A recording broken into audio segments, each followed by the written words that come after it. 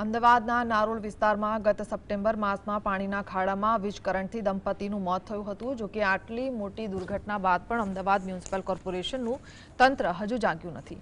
નારોલની mutton ગલી વિસ્તારમાં રોડની સ્થિતિ અત્યંત ખરાબ છે।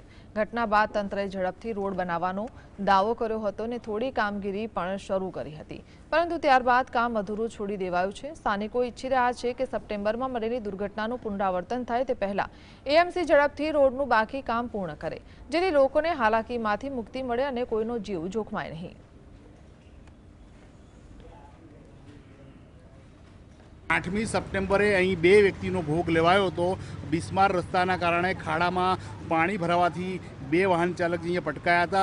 અકાળે એમનું અવસાન થયું હતું। આજે 3 મહિના વીતવા છતાં પણ કોર્પોરેશન આ રોડને પાકો કે ડામરનો બનાવતું નથી કે નથી આરસીસીનો બનાવતું।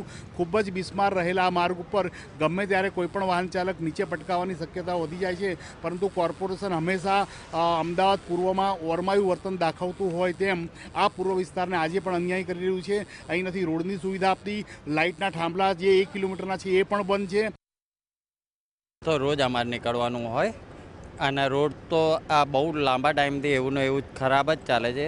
થોડોક સમય પહેલાં 2 વ્યક્તિઓનું અહીંયા મૃત્યુ પણ નીપજ્યું હતું, પણ રોડ જેટલું ઝડપી અને સારું બને એટલું પબ્લિક માટે સારું છે, કેમ કે વ્હીકલ ચલાવવા બહુ નુકસાનદાયી થાય છે, વ્હીકલોનું ડેમેજ પણ થાય છે અને વાહન ચલાવવામાં બહુ તકલીફ પણ પડે છે। અને તંત્રને નિવેદન છે કે જેટલું બને એટલું ઝડપી બને તે સારું છે।